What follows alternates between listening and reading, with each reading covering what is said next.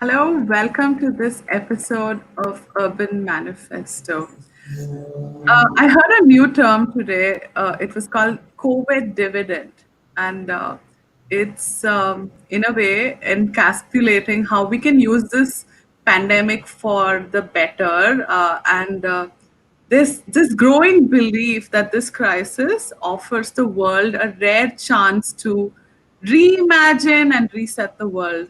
One silver lining of this crazy year has been that it's really shown us how quickly we can make radical changes to our lifestyles.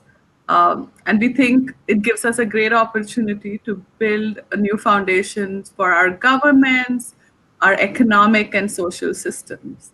In Urban Manifesto, we've been outlining ideas that can lead to a fairer, greener, happier urban futures.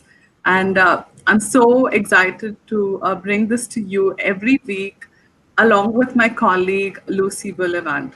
Lucy? Thank you very much, Prathima, and I'm delighted to be back here again. So today's theme of Urban Manifesto today is The Good Life, New Models of Architecture and Urban Design. And I'm really delighted to welcome our guest speaker today, Alessandra Cianchetta, who's an architect and urban planner and founder of AWILDC, based in London and New York. Hello, Alessandra. Very, very fantastic to see you here. Hello, Lucy and Pratima. I'm really glad to see you again, if only virtually. So it's a pleasure to be invited to this and to share a few ideas with the audience. So let me explain that Alessandra has worked on a myriad of award-winning projects globally, and her visionary transdisciplinary practice focuses on the radical evolution of contemporary design and architecture and game-changing urban planning. Major schemes of hers include the master plan for Paris's La Défense Central Business District, the 10 Streets Arts District in Liverpool at a World Heritage Site in the city. And most of her projects integrate sites into their communities, including the Every Water treatment plant on the Seine riverfront in France, the Malmo Quay in Newcastle in the north of England, and the Insects Museum Ecological Showcase in the Paris suburb of Poissy. Alessandra has taught architecture and urban design in the US and Europe at Columbia, Cornell, Cooper Union, Academie der Bildenden Künste in Vienna, and the Berlach in Delft at TU Delft, amongst others.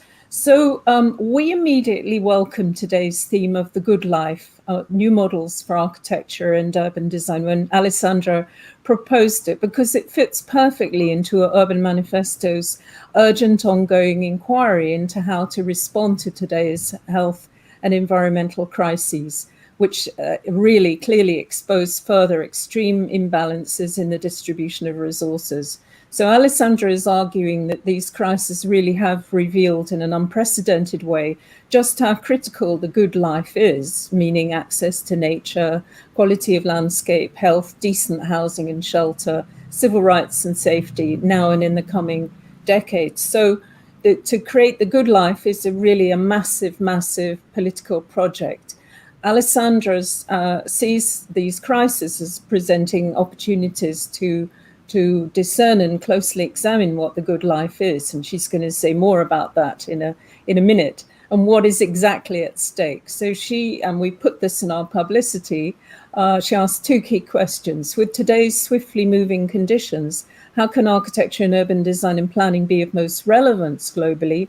And secondly, how can but they all contribute to raising critical comprehension of today's realities, but also vitally play key roles in advancing new models of practice that are beneficial to societies across the world. So, Alessandra, before we hear your manifesto, tell us how you've been dealing with lockdown since COVID struck.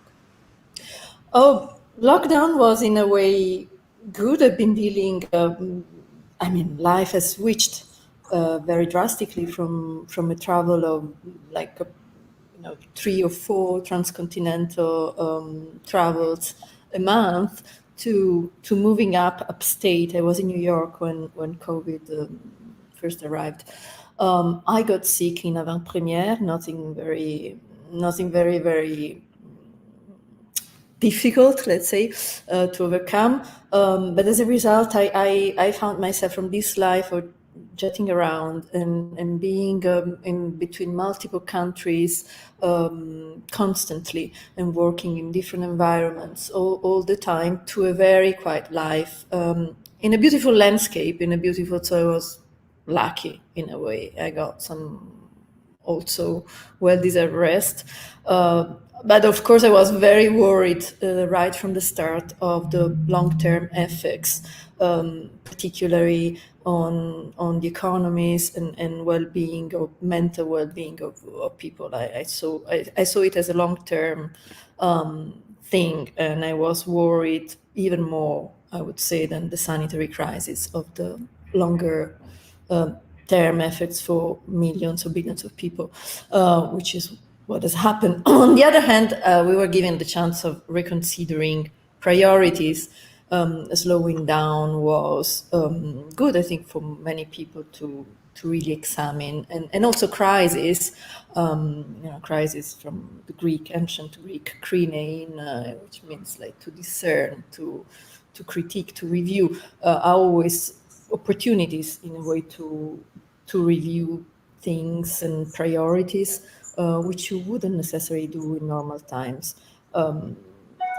So I really greatly hope that we get out of it very, very soon and back to some form of normalcy, perhaps an ameliorated normalcy.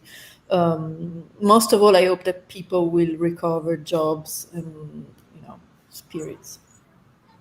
Yeah, we completely back you on that, and we're very relieved to hear that you're completely recovered as well.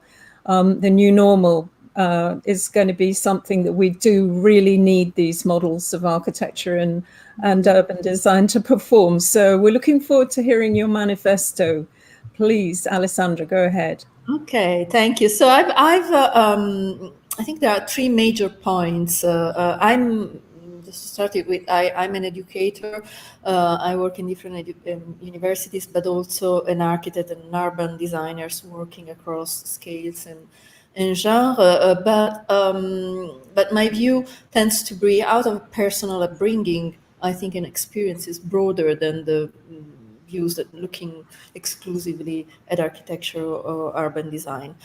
So I do think the first point is that architecture and urban planning are at a point of crisis, and were at the point of crisis right before the pandemic, because in a way these 2 disciplines are too slow compared to the high and fast pace of changes that everything else as in the world, from finance to communication and so forth. So right now we are at this point of shift, a crucial point of shift from post-industrial to digital economy, and many of the changes from the way we work, where we work, how we work, where we choose to live, housing, new form of retail, artificial intelligence, a world dominated by data and big data. All these things were happening already. And in a way, with architecture, we were starting from education and then from education into practice. We were very affectionate, very, very still into a mode of production, conceiving architecture and producing architecture that is like belonging most to like 100 years ago or to the post-war. In a way, it's not up to the pace and to the challenges, from environmental challenges, displacements, unprecedented migrations, health crisis now, but also a crisis of democracy, a crisis of models, of governance. So I think as architects and urban planners, we do need to see the reality in this larger spectrum of parameters. And we do need to be less incestuous and less self-absorbed in a way. If we really want to have an impact, if we really want to to build and to conceive projects for larger audiences and for and make a greater impact on society. So, having said so, I think that the ongoing pandemics has exposed and exposes some crucial needs, which are, in my opinion, the access to nature and to landscapes, the health that comes from accessing to nature, and then, of course, decent housing. And there was a housing crisis even before the pandemic, but with the pandemic, we have seen that with evictions and with real estate pressures in major cities, housing is a crucial issue. Everywhere in the world, I would say. But also, it has exposed needs to civil rights, to democracy. What is democracy really? How can we conceive and contribute to it? To a sense of shelter or safety, which very much relates also to architecture in a way.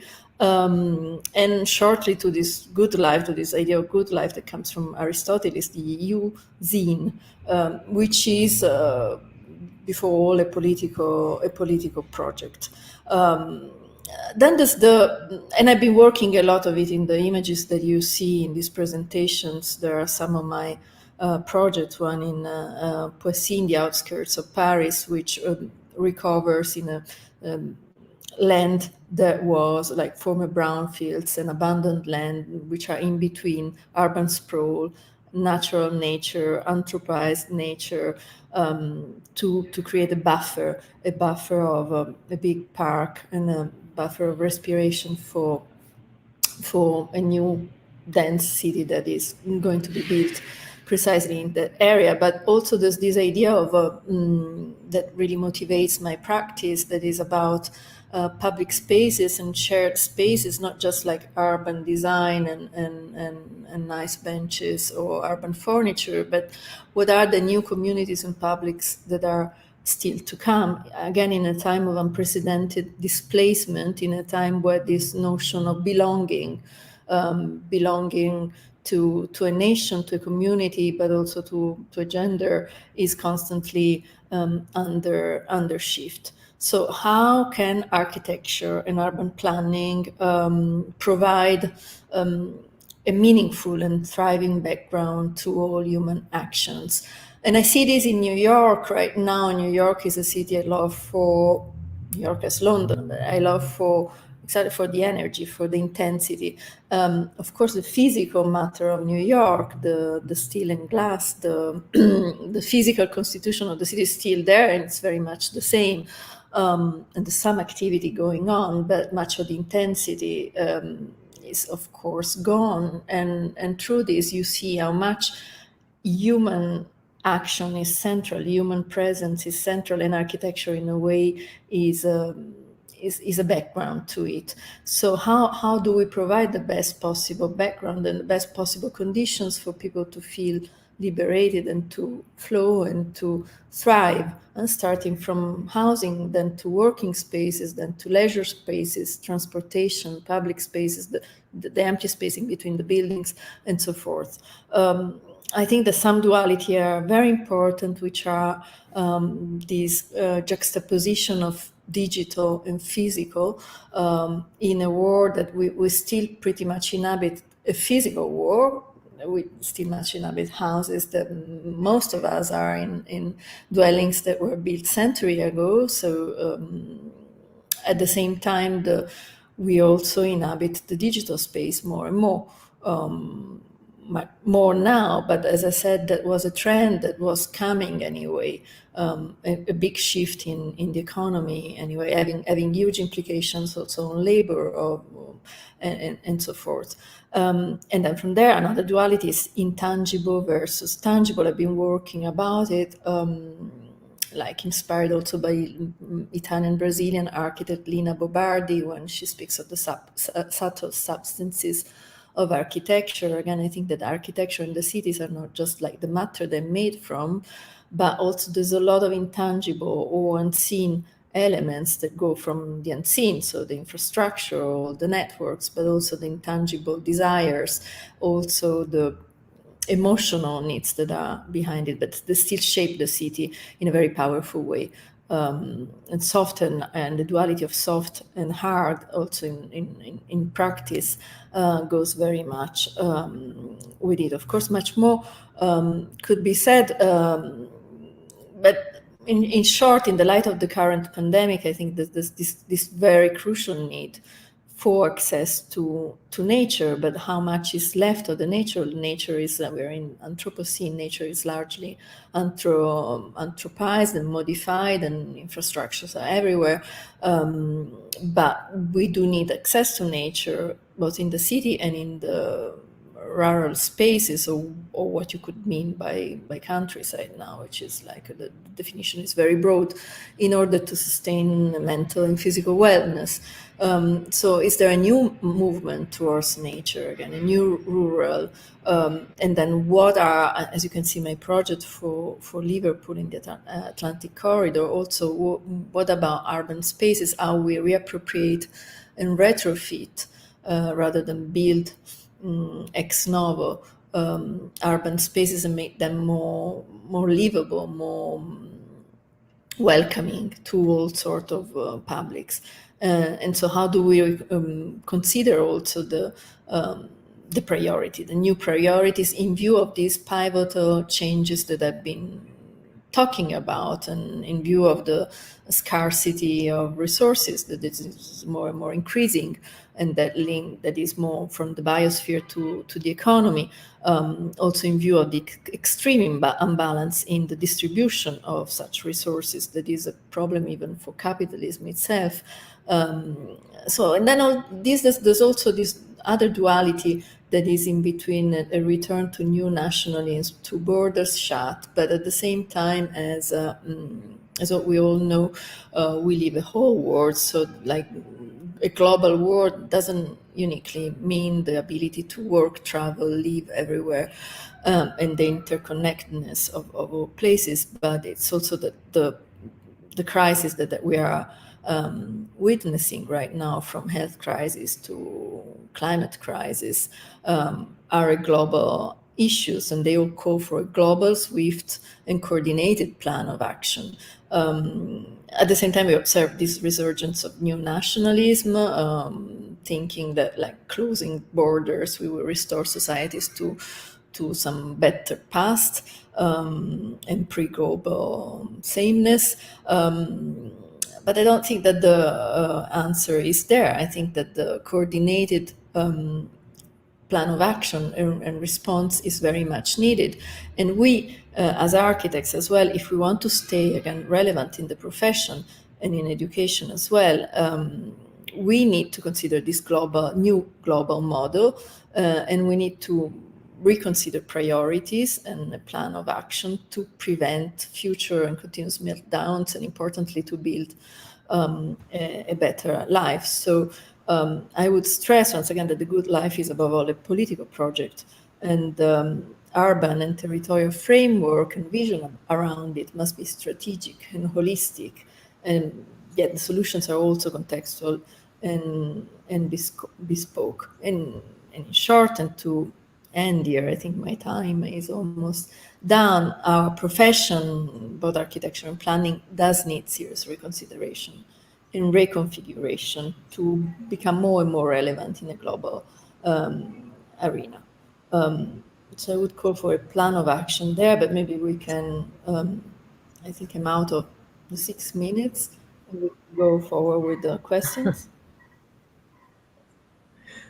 Thank you very much, Alessandra. That's a very thoughtful and profound, as you always are when you speak. Yes, so we are in a moment of deep existential crisis, whether we live in cities or in rural areas or peri-urban areas. And that you know, you don't need to be an environmentalist or a city mayor to feel that. But the professionals in the field have been given a lot of opportunity this year to think about obviously, and you particularly, thinking about how to design in a way that supports the good life within planetary boundaries. And Ada Colau, the mayor of Barcelona, said the other day, rather than redoubling on the fragile world of the pre-pandemic age, we should be taking advantage of this terrible, pivotal moment to build one that is more just, balanced, and sustainable. And although these, climate change, boosting the post-COVID economy, all these things are so urgent, and they're global issues, then she feels that change has to begin in the urban centres. So she's a political figure, and she governs a city where there is already a greater interest in participation by everybody in the city, as well as an ongoing new adaptation project for CEDAS, the big planner of Barcelona, CEDAS Superillas, adapting those areas to create precisely a much easier, more generous sense of shared spaces that you described. So every city has its own DNA, and its own particular problems and urgencies. And you've travelled and worked so many cities across Europe and the US and around the world. So you're talking about all these different parameters. So how can the good life, for you, does the good life have to be very much always very bespoke, always contextual, avoiding placelessness? And what does that entail to achieve that, if that's the case? Well, it's interesting that you talk about Ada Colau. So you start talking from a political point of view, and as I said, I think that the good life and where it comes from is really like a political project, and it's an holistic project. No, it's really viewing as citizens as political beings rather than bare bodies, no, rather than just living beings. And I think that many events, not just there were protests in Barcelona, since we were talking about Barcelona and this duality in between particularism and centrality of governance. In that specific case, there were protests here in the US last spring or summer for the George Floyd ones, which were quite crucial, that expose really this juxtaposition in between political project and so seeing citizens as political beings and seeing citizens are bare bodies. And I'm quoting Giorgio Agamben as well, not just Aristotle. That's at the back of my mind when I say so. So in a way, how architecture and urban planning can contribute in a better way, in a way that is kind of reconsidered and reshape. I think that those, of course, we don't have all the power, but like our profession is quite broad, especially when we work in the context of city making and city planning or place making. Our work is not just to give a vision or design or coordinate, but it's really to direct a series of stakeholders and interests that sometimes are going in the same direction, sometimes are conflictive. So there is a big political part into it. Of course, then we have also great limitations in power, but we should, I think, more as a profession really consider all of the above points to see how we can become more relevant, how we can contribute more profoundly than just with design, because it's very much not just about design solutions. It's much broader and it's much more complex and multi-layered. And having said so, of course, the design is important and good design is crucial. And I think that, yes, solutions must be bespoke at the same time, taking into account of the particularity. There's no recipe or there's no model that can be applied everywhere. And when it has been done, so the approach is very colonial, no, in a way, and it's very unthoughtful in a way, because places are different. There are peculiarities, starting from climate to the structure of society, identity of the place, system of values that are not exactly the same all over the world. So all these things, like the context of where we operate, should be taken into account. We can't go with the same model and structure everywhere and impose it, even though much of it has been done, especially in large scale developments. Cities are more and more the same. Dubai, New York, or London, or Zurich, can be pretty much the same thing, at least some parts of it, but there are peculiarities. At the same time, also, we are in a global war. Possibly a new form of global will be reshaped out of this crisis, but it was going to be shaped anyway. We were in a transition anyway.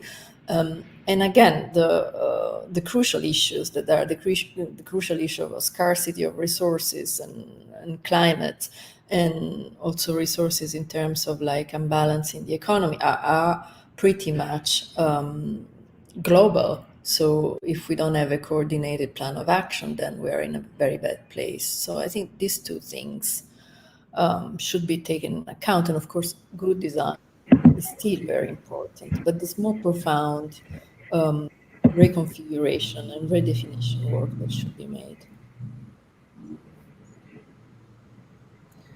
Thank you. Thanks very much. That's really interesting. We'll move on to Prathima's question now. The theme of this year's, the upcoming Venice Biennale of Architecture is how will we live together? This upcoming Biennale is going to be curated by Hashim Sarkis, and you are one of the selected participants. And I wanted to kind of dig deep about this simple but very meaningful question. It's not just a social and political question, it's also a spatial one, inviting us to question the current status quo. So tell us, how might architecture, as we emerge out of this pandemic crisis, um, respond to the new reality of building back better, and how should we be living Yes, together? I think going back to the points that I've exposed, that's a very interesting question, because before the pandemic we were saying, oh, how we will live it together. Yes, it's mostly about the huge displacement that we are witnessing of like migrants and the issues of integration, but also the human issue of displacement and of belonging, and the constant shift that the world has never seen before in the cohabitation. And how can cities and architecture sort of support it in a meaningful way, and make it better, starting from housing to public spaces that represent a diversity of people, versus an homogeneity of people, versus this idea of let's go back to a pre-global war, which was post-war, safer, sort of reliable, known, because the other war is too threatening or chaotic. But we go onward, we're not going backward. It's impossible to go backward in anything.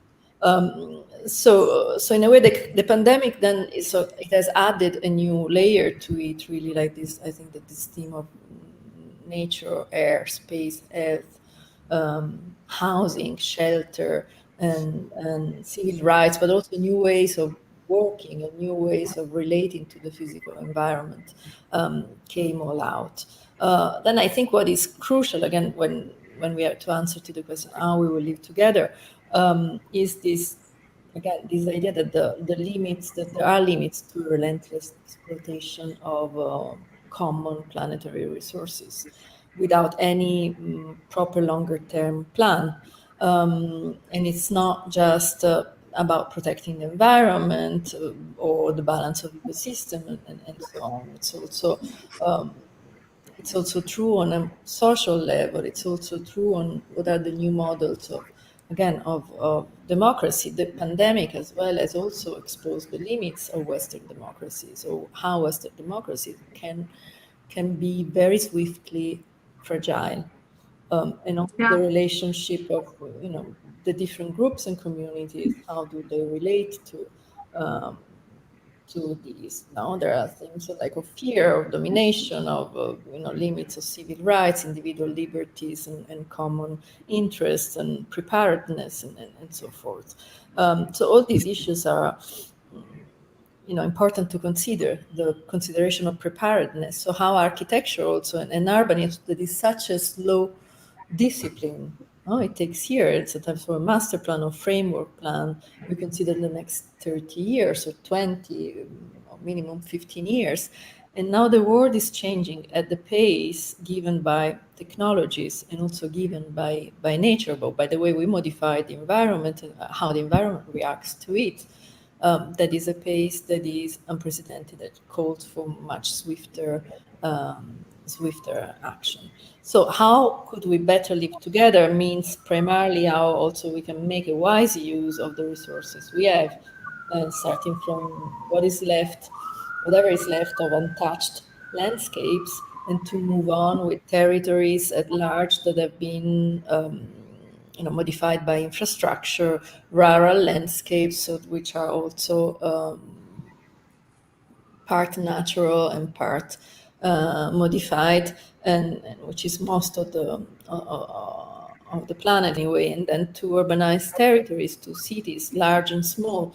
And we must address also issues of private and public, and issues, again, I want to stress it, of access to better housing, and also public spaces. So also another question is, in my opinion, how we will the balance between wanting to live closer to nature. So we can argue that many cities will become less dense, or there will be people that will move out and go to smaller cities, or even to the countryside and work remotely part of the time, or all of the time. So what will be the consequence in dense urban environment? But what will be the consequence in these other places, in the more rural places? So how will these places change and evolve? And how can available spaces in both situations, both rural and urban, can be planned, or shall we leave them to opportunistic development, as much has been done so far in global cities? So how much direction we want to give, and how much freedom? And then this, of course, goes again with the political model, or with models of governance. So also how much balance there should be between private and public interests, which again is very, very intimately linked to politics. And then what new models also of access, of ownership, and governances can be put in place for a benefit of a wider public. But I'm not talking of socialist models, and I'm talking of a new model also, where there will be less and less human labor. Maybe we go towards a post-labor society, also thanks or because of a shift in technologies, and because of artificial intelligence. So I think as architects, we need to consider all this. Yeah, I agree with you. I think the pandemic has amplified existing fractures and trends, and in a way, it gives professionals in the built environment, industry, and the urban planners who are shaping the future of cities a great opportunity to, um, envision the place that you just described, which is a fairer, more democratic, inclusive, and ecologically balanced world. Thanks, Alexandra. That's a great way to think about our human habitat of the future. Thank you. You see? So Alessandra, I want to draw you out a little bit more on this whole question of the transitional strategies that all architects, all urban designers now, they've had all this time to reflect this year. And the strategies are basically, they have to be about rethinking the way we've been trained to look at our problems. And when I was thinking about this issue, it brought to mind what Naomi Klein, the Canadian writer and activist, wrote in her most recent book, On Fire, The Burning Case for a Green New Deal, which obviously refers to, she's based in the States, so that refers to the plan for the American government's Green New Deal. Came out last year, and she wrote, every city and community in the world needs to have a plan for how it's going to transition away from fossil fuels and build in resilience for tough times ahead. And that we will need to rebuild the public sphere, reverse privatization, relocalize large parts of the economies, scale back on overconsumption, bring back long-term planning. And she said, shifting cultural values, all the things that you've referred to as well, call for really ambitious visions. Now, she, I think, takes the perspective that we should all come together, and whatever our discipline, we should work together, because she believes in both social, economic, and environmental justice, quite rightly. But she also makes a very interesting point, additionally, that we have been trained, to whatever background we come from, to see all our issues in silos, so certain departmentalized, segregated kind of information containers. And she said they never belonged there. Now, that is definitely the case, that something like that whole approach has really dominated planning in the past, and it's dominated many professions. So what kind of transitional strategies to move away from those obstacles are that particular obstacle of the way in which we actually tackle problems, can you see? Well, I think this point makes really perfect sense with whatever we discussed earlier on, and with the fact that really architecture and urbanism really do need to redefine themselves very, very radically. And this starts, again, from architecture education. I'm also an educator quite a lot here in the United States, but also in Europe, and two ways of not only practicing, commissioning, producing architecture, buildings, or producing plans for cities and vision for cities, delivering it, and then disseminating the culture around architecture and urban planning. So we architects, I feel that we still very much too much operate within the silos mentality and within this compartmentalized or incestuous, as I've called earlier on, mentality that Naomi Klein addresses here. And so we operate within modalities that belong to a bygone past era. So again, I repeat, I think that part of it depends and is due to the slowness of production in architecture that is juxtaposed to the very fast pace of technologies or financial operations, and of also events that happen in the world, not just like black swan events, like the pandemic. I don't know if it's a black swan or something that could be predictable in a way, but what I mean, it's like these very disruptive events.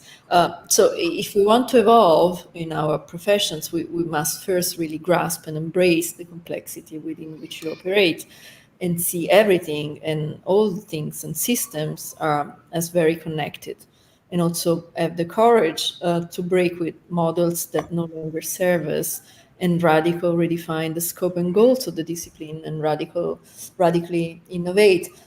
Then I don't have a recipe for this, but I would start saying that there must be like a much more connection, transdisciplinary connection, that is not just architecture and urbanism and landscape design and social studies, perhaps engineering and so forth. No, it's much broader. So all the forces that shape the world which we live in, and then the one in where we'll be living, and all these the considerations must come together to see then how best we can decompartmentalize think in a more holistic way, operate in a more holistic way, perhaps radically change education, and then from there go and become more relevant. So I do agree with it very much. Great. Fantastic. I think Naomi Klein might be happy with that answer as well. Prathima?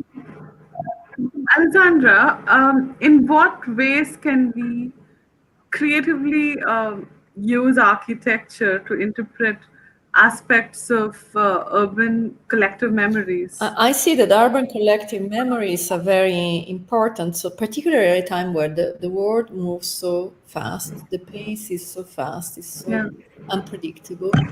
So we lose our references. We can yeah, very feel lost. So I think that the connection, and again, we were talking before of the shift and juxtaposition in between local and global and particular identities and sort of more larger global issues or common issues. And I think that these collective memories also largely diverse from place to place, and the identity of the place, the multi-layering history of the place should be taken into account, valued, um, perhaps redefined as well. No, I was born in Italy and I've grown up in Rome. That is a city that has, it's a very good city, but that has evolved very little. So there's multi-layered history in there that is very well shown by the architecture, now from the different eras and stages, but it's not a very contemporary seat. It's not much that has been done in the last 50 years. And so maybe perhaps that's too much. It has become too much of a living in a place of the past that is beautiful, but it's a place of the past. But yet the collective memories cannot be erased and must be integrated in a sort of forward-looking way. In my work, I've done it all the time. Like for instance, with a project in Norway that we haven't shown today, but I think many of you know the Norwegian wood lantern. That is a sort of canopy manifesting for the public space that takes its inspiration in the traditional farmhouse dwellings and then reinterprets it in a much forward-looking way. But this idea of the type of the lifted farmhouse is very much there. Or in other ways, in the 10 Streets project in Liverpool, you've seen some images before. Instead of operating with a tabula rasa, the idea is to operate through an acupuncture way, like really maintaining and restoring, putting in light whatever is relevant of the heritage of a place, and even maintaining some of the not just the urban fabric but of the circulations, and then introducing changes into it instead, versus making a tabula rasa, and also considering what are the materials of the place, what are the feelings, the sensation of a place, how can we make it evolve in a different place, new contemporary place that will embrace new publics, functions, etc., and needs, but that is still working with the identity of the place, not breaking too much, it's not bringing a brand new vision that has nothing to do, that breaks completely with the identity and the past of the place. I've done it also at La Défense with this master plan for the central business district, where,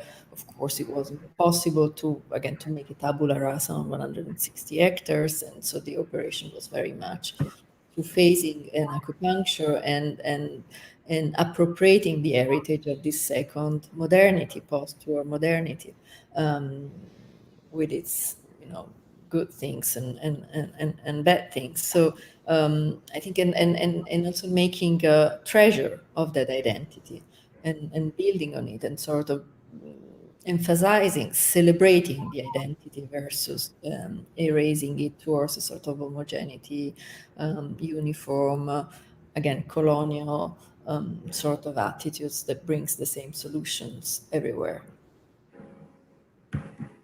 yeah. So crucial for the authentic nature of some of those places. Yeah, thank you. Lucy?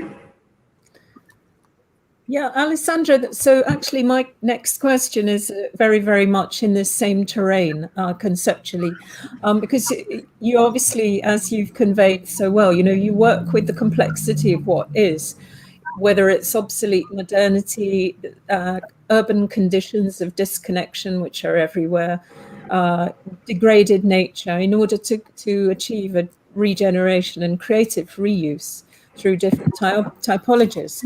Do you view the practice of creative reuse of old buildings, adaptive reuse is another term for it, as being a growing area in architecture and urban design? I mean, there's obviously a strong sustainable case for doing it. Do you personally feel that you will be practicing quite a bit in this field, Yeah. and where do you see this going and the value of it in the near future? No, I see that that's really important. Mm, I'm not, I was educated in Rome. Even my mm, first part of the education was at La Sapienza in Rome, so we were very big into theory of restoration of buildings, history, and so mm, on. That's a little bit excessive in a way that I think that sort of there's a need for change and transformation in these and cities and architecture seen as background for human action in order to make that human action so really thriving and liberating and meaningful, then also the background needs to adapt with the mm, times, needs to become inclusive, needs to become more fluid, perhaps needs to become more adaptable, mm, more transformable over time, less rigid.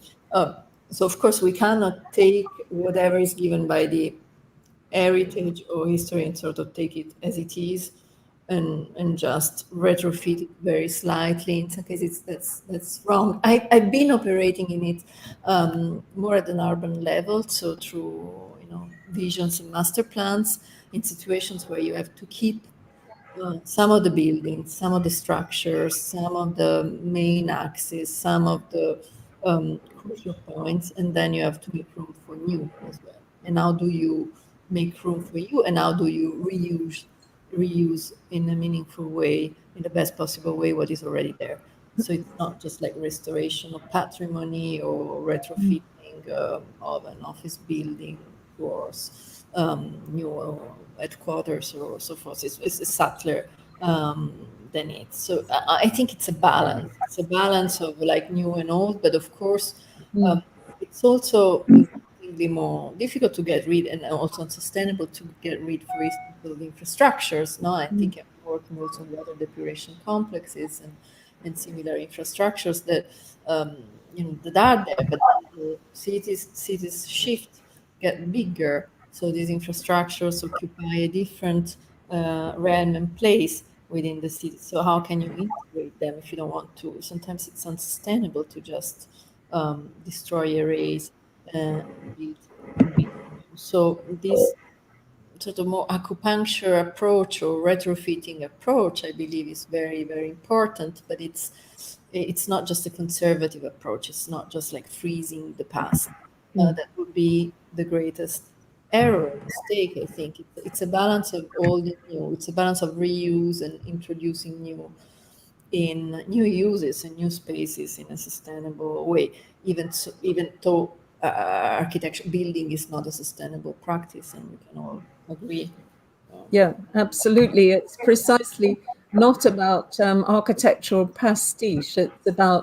It's about a way, a very legitimate and sustainable way of creating authentic and genuine kind of individual urban character as well, for sure. And I think it is undoubtedly a very fascinating, fertile, growing area of architecture. Pratima. Thanks, Lucy. And I want to just take a moment to say hello to our amazing audience that joins us um, every Tuesday to discuss the Urban Manifesto as we outline the agenda for the future of our cities. If you have a question for Alessandra, please post it in the video link below, and we'll try to take a few. Thanks. Alessandra, my next question to you, as we discuss new models of architecture and urbanism, is that we've been in the era of star architecture, where we've obsessed over the visual identity of our buildings and the star power of the architects, more than the social outcomes of those projects. Is it time to make stars out of architects who are solving the big social challenges of our time, from climate change to safe sanitation? Oh, well, yes, indeed. I think that it's a very important question, the thing that you point out. And I think much of the discourse, also in academia and also much in North American academia over the last 15, 20 years, was this juxtaposition. And also due to the slowness of production of architecture. So we had built in the years 2000s models of, buildings that were coming out of commissions and competitions were like iconic, where this word of iconic was really recurring. And so things planned at the end of the 90s, and in some cases were built, 15 years later, appearing obsolete or appearing a little bit out of phase with the needs that were presenting at the present time, and this is due to the slowness, to this decalage, no, in between the time where we plan and design and conceive and the time where actual things get built, and meanwhile the world goes at the crucial speed. So there was this obsession that was going also with the political project. If we think of models like the city of Dubai, how the city of Dubai has developed from a small harbor city into this kind of mega city of skyscrapers in the middle of the desert in a matter of a few years. That's just an example. But there was this predominance of the iconic, and then the iconic also of the architect capable of delivering the iconic, and so the idolatrization of architects, star architects, often in most cases male and white, one must add, even, and that's less and less so. Something to welcome. And then on the other hand, we had this resurgence of like bottom-up architecture, very handy architecture, especially in North American academia. We've seen this juxtaposition of iconic versus we go to the third world, to developing countries, and we build little huts. So Ivy League schools are going to build little huts, having students engaging with their own hands to build things in the which in a way for me it's a very false juxtaposition, because precisely I think we must celebrate, and I don't know if we must make stars, but celebrate and promote and facilitate the resurgence of like a group of architects or professionals that can solve the big social challenges of our time, no? From climate change and crisis to sanitations, water, infrastructure, and so forth. They cannot do it alone. We cannot do it alone, because we don't have, unless we, again, radically change the education as it is, we cannot do it alone. So it's like, it's teamwork. It's putting together different figures, articulating, directing the different figures to a common goal. But yes, I think iconic architecture, or also very modest bottom-up architecture, are both models that, to me, are pretty meaningless now. Yeah, I think that summarizes how all of us feel in the world of urbanism as well. Right. Lucy? Yeah, right. So now this might seem like an off-the-wall question, but I think the thing is, I have a suspicion that these two are very much connected. In fact, I know it. So, Alessandra, so how can the influence of cinematic narratives and languages, art and literary references support your vision of the good life? Because I know that you are very, very influenced by all of those things, and I have a feeling that they can be part of this holistic vision. Well, I'm not the only one. If you think, and I'm here in New York, in Manhattan, if you think of Bernard Tschumi, it's Yeah. transferred when you say cinematic, that what comes to my mind. But of course, for me, film is sort of soft as a cultural reference at large, but also as a soft manner, as a way to frame spaces and not thinking framing, thinking in sequences, thinking in storyboard. It's something that I do a lot also with my students. We produce projects in a format of films or short films, Mm. visions and narrative in a form of film. And this goes maybe perhaps with my visual culture and references that are very strong, but also this idea of sequencing space and seeing again space as a background for human action. Then art and literature are other, or landscapes are other softer elements that are brought to the harder element of the mortar and concrete and glass and asphalt and so forth. So for the good life, I think we must really become much more holistic, perhaps like the film and the kinematic vision helps like shaping the sequences, shaping the different scenarios, shaping in which diverse and opposite direction a story could end. So like thinking not just in terms of framework for visions, but in terms of possible alternative scenario, thinking in other ways, in ways that are more strategic. And if we think like in film also, like I'm doing a studio right now in Vienna, the Academy of Fine Arts, which is called The Good Lives, and um, we investigate models for the future in a very free and inquisitive way. And we were looking a lot at the science fiction um, books and films. And now I was thinking of the Nicholas Roeg's film with David Bowie, The Man Who Fell Through Earth, that did Mm. the early 70s, and how much um, new technology was exposed in this film. The technology that really would come afterwards was already in this film, this science fiction film featuring very high David Bowie in White Sand Desert, and coming to her to the United States as an alien.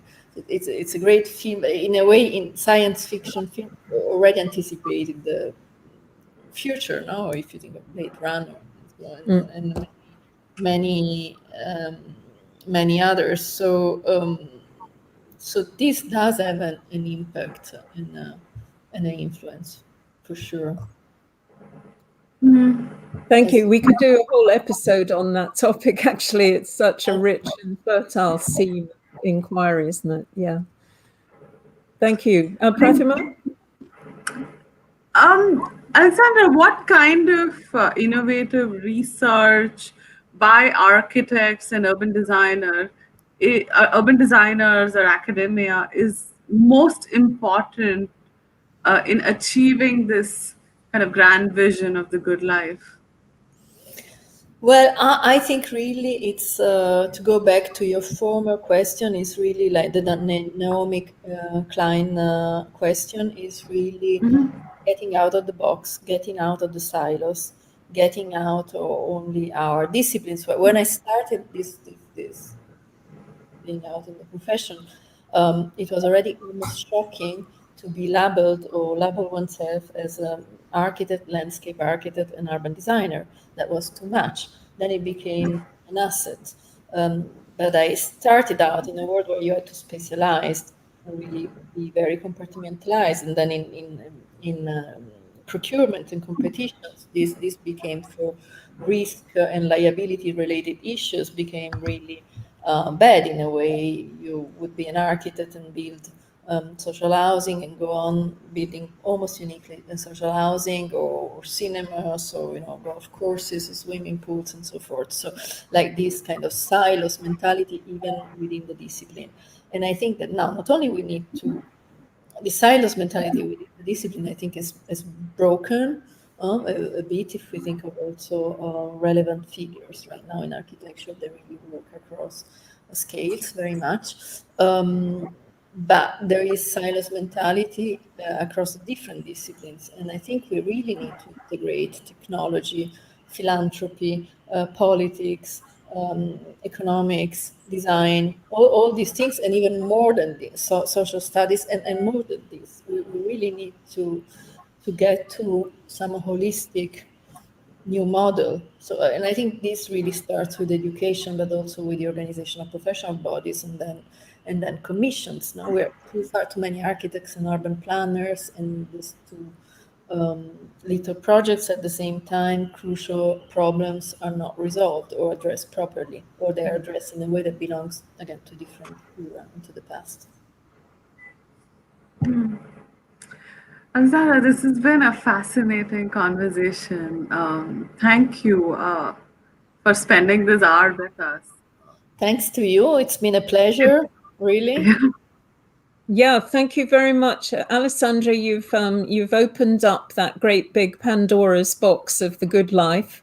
Something I think we've been tackling almost every single week since we kicked off in May. But it just, the way that you approach these issues is so imaginative and thoughtful. I think that we take inspiration from the things that you've said, and then I think we feel that this is an endless task that we've set ourselves to investigate what can really be transitional strategies now. But Alessandra, as a figure within the scene, I think you obviously are playing a very influential role, and we confidently predict that you will in future too. So.